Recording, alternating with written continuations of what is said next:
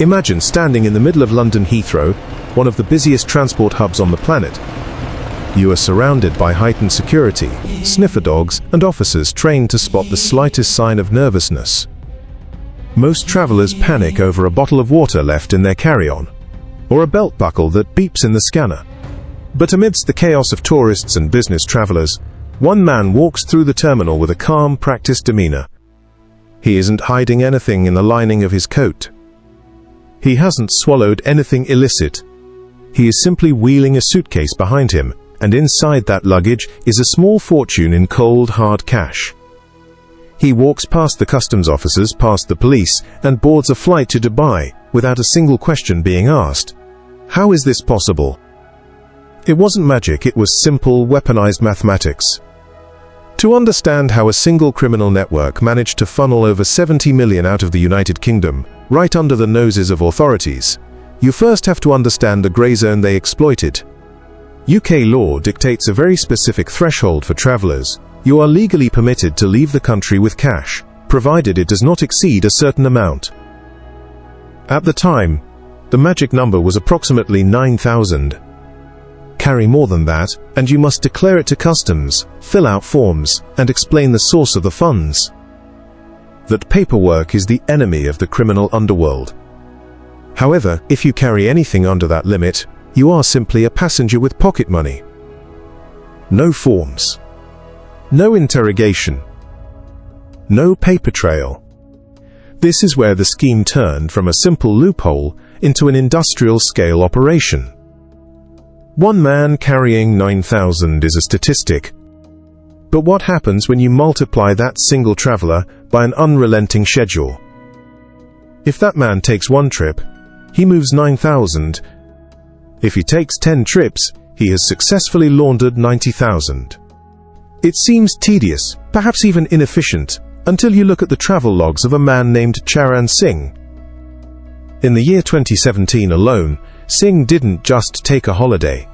He treated the flight from London to Dubai like a daily commute. Records would later reveal that in a single 12-month period he made 58 separate trips. That is more than one flight, every single week, week after week, without a break. By strictly adhering to the 9,000 limit on every single journey, Singh personally moved over £500,000 through commercial airlines. He was a ghost in the system, passing through security checkpoints that were looking for weapons or explosives, not realizing they were watching a human pipeline of illicit finance. But Singh was merely the tip of the iceberg. He wasn't working in isolation. He was the architect of a much larger synchronized machine. He had realized that if one man could move 500,000 by flying weekly, a dozen men flying daily could move tens of millions. They were effectively smurfing, breaking large sums of dirty money into small, unnoticeable transactions, but they were doing it physically, at 30,000 feet. The brilliance of the plan lay in its audacity. They weren't sneaking through the shadows. They were hiding in the open, using the sheer volume of legitimate air traffic to cloak one of the largest money laundering operations West London had ever seen. To the casual observer, Charan Singh was indistinguishable from any other resident of Hounslow, West London. At 44 years old, holding a British passport and possessing a history of residence in the United Arab Emirates, he appeared to be a man of modest, legitimate means. But appearances are the primary currency of the underworld. Singh was not a street-level operator. He wasn't the one standing on corners facilitating transactions or engaging in territory disputes. He operated far above the fray. He was a service provider, a specialist consultant for those who had generated massive wealth through illicit means, but had no way to spend it. The problem facing major criminal organizations is rarely making money. It is keeping it. When a syndicate generates millions in revenue from the sale of controlled substances, that wealth arrives in the form of physical cash mountains of £20 and £50 notes. This cash is toxic. You cannot deposit it into a high street bank without triggering immediate suspicious activity reports. You cannot use it to purchase real estate without tax authorities demanding to know the origin of the funds. It sits in duffel bags and safe houses, effectively useless, serving only as physical evidence waiting to be seized. This was the specific pain point Charan Singh resolved. He offered a cleaning service, taking the dirty currency, moving it offshore, and returning it as legitimate usable funds. However, moving 70 million is not a one-man job. It requires a corporate structure, and that is exactly what Singh built. This wasn't a loose collection of associates. It was a firm with a clear hierarchy and division of labor. At the top sat Singh, the CEO of the operation. Directly beneath him was Valjit Singh, functioning as the operational manager, the man responsible for ensuring the logistics ran on a tight schedule. Then there was Swander Singh Tal, a fixer who managed resources and personnel, alongside trusted couriers like Jasper Singh Kapoor and JZ Singh Talman, chosen for their ability to remain calm under the intense pressure of airport security. The network extended to include over a dozen individuals, many from the same extended families, the Kapoors and the Malhotras. Each person had a role. Some were responsible for the initial collection, venturing out to meet clients and taking possession of heavy bags filled with street cash. Others were tasked with the processing phase. In nondescript residential houses across West London, these team members would spend hours counting the money. Trust is non-existent in this industry, so every single pound was counted, recounted and logged to ensure no one was skimming from the top. Once the total was verified, the preparation phase began. The team would break the bulk cash down into the specific, safe travel amounts, 8,000 here, 7,500 there, always keeping a safe margin below the declaration threshold. The money was then discreetly packaged and distributed to the couriers for the day's flights. It was a production line of criminality, operating with the efficiency of a logistics company. From the outside, they were neighbors, friends, and family members going about their daily lives. In reality, they were employees of a sophisticated financial institution built entirely on the proceeds of crime, confident that their system of smurfing cash across borders was impenetrable. Why Dubai? The destination wasn't chosen for its luxury shopping or its towering skyscrapers. It was selected for its utility as a global financial crossroads. The United Arab Emirates serves as a bridge between East and West, a hub where vast sums of capital flow through banking systems every second of every day. For Charan Singh, who had previously resided there, it was the perfect environment to make money disappear. He had spent years establishing the infrastructure on the ground, the contacts, the accounts, the routes before moving to London to manage the supply side. Once the couriers arrived in the UAE, the cash was collected, consolidated, and deposited into the local financial system. Through a complex web of transactions, currency conversions and transfers, the dirty cash was scrubbed clean. It would eventually return to the UK, not in suitcases but via SWIFT, digital bank transfers labeled as legitimate business investments, loans from foreign entities, or property returns. The cycle was complete. Toxic street cash left Heathrow and returned as pristine, usable capital. For 2 years, this system was flawless. The mathematics held up. The couriers remained disciplined. The network was washing millions without a single significant interception. But in the world of organized crime, success is often the precursor to downfall, usually driven by a single, fatal flaw: greed. The network was generating massive profits from their laundering fees, but it wasn't enough. They decided to diversify their portfolio. They expanded from moving silent, compliant cash to moving human beings. The plan was to transport 17 individuals illegally into the United Kingdom. The route was established from the Netherlands to the UK via a ferry crossing from the Hook of Holland. But unlike cash, which can be packed into a suitcase and forgotten, human cargo is volatile. The individuals, including 5 children and 1 expectant mother, were crammed into the back of a transport truck. To conceal them, the smugglers hid them behind a shipment of tires, creating a dark, claustrophobic wall between the migrants and the outside world. It was a high-risk gamble that deviated sharply from the low-profile discipline of their financial operations.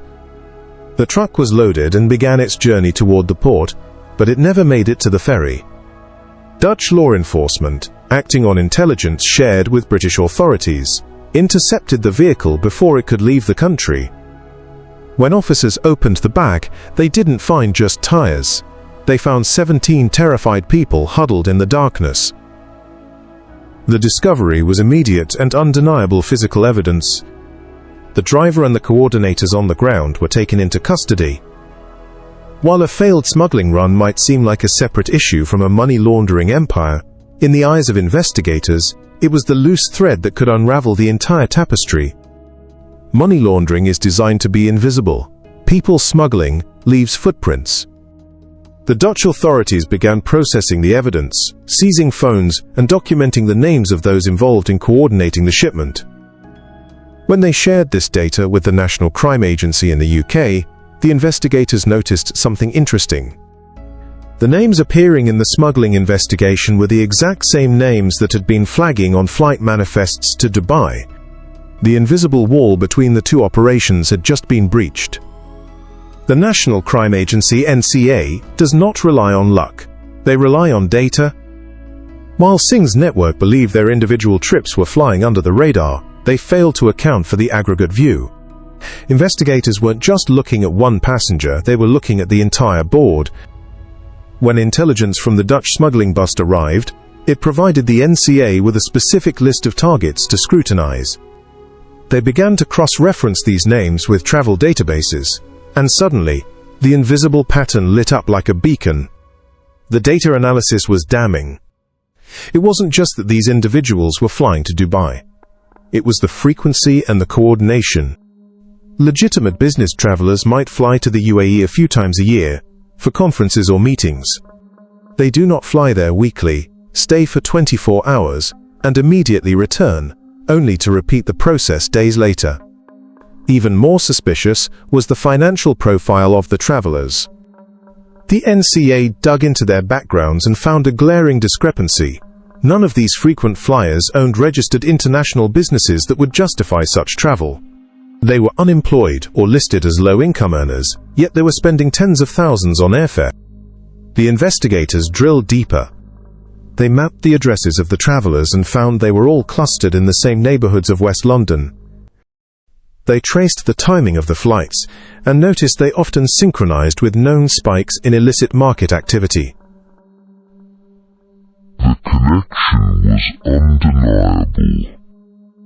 The people organizing the disastrous truck smuggling attempt were the same people running a daily shuttle service of cash to Dubai, MITI. The network had been identified, but identification is not the same as conviction.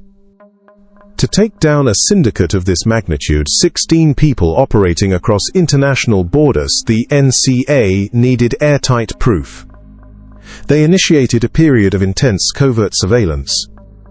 For months, officers watched the safe houses. They tracked the movement of the couriers as they collected bags of cash.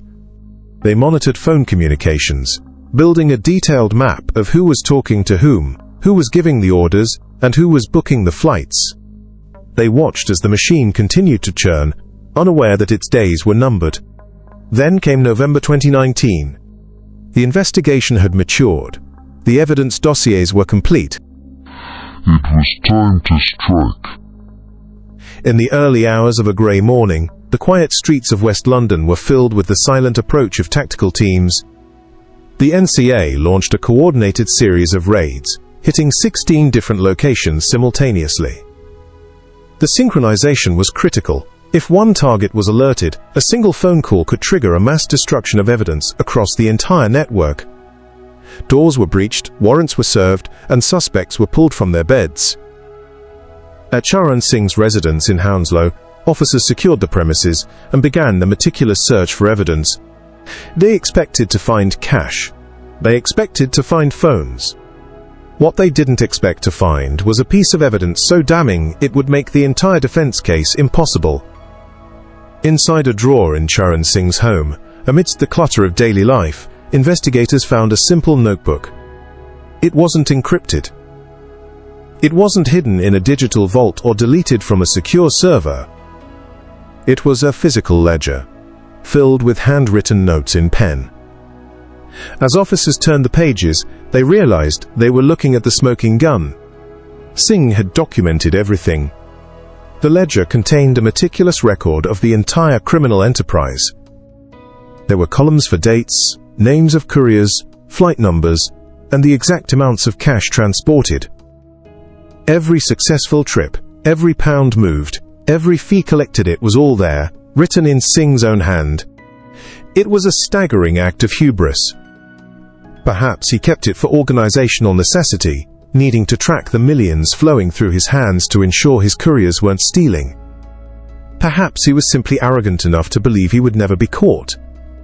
Whatever the reason, he had effectively written his own confession and stored it in his bedside table. The trial at Croydon Crown Court was a formality in the face of such overwhelming evidence. The case was so vast, it had to be split into two separate trials. In the first, Singh and his top lieutenants faced the jury. The defense attempted to challenge the interpretation of the surveillance and the flight data, but the notebook was insurmountable. It physically linked Singh to every courier and every flight. In April 2023, the first group was found guilty. The second trial followed, sweeping up the remaining members of the network, the counters, the lower-level couriers, and the facilitators. By the end, all 16 individuals had been convicted. In September 2023, the judge delivered the final reckoning. He weighed the sophistication of the international laundering scheme and the callousness of the human smuggling operation against the sheer stupidity of the record-keeping. Charan Singh was sentenced to 12.5 years in prison. His right-hand man, Valjit, received 11 years. Swander Singh Dal, pivotal in both the money and the people smuggling, was handed a 15-year sentence. In total, the network was hit with over 70 years of imprisonment, but the punishment didn't end with jail time. The NCA immediately triggered the Proceeds of Crime Act. They began the process of seizing everything the network had: acquired homes, cars, bank accounts and investments. The 70 million empire they had built was dismantled piece by piece, the assets sold off to fund the very public purse they had tried to cheat. The network that had moved a fortune right through the front door of Heathrow had been destroyed, not by a high-tech surveillance hack or a betrayed informant, but by the most old-fashioned mistake in the book: writing it all down.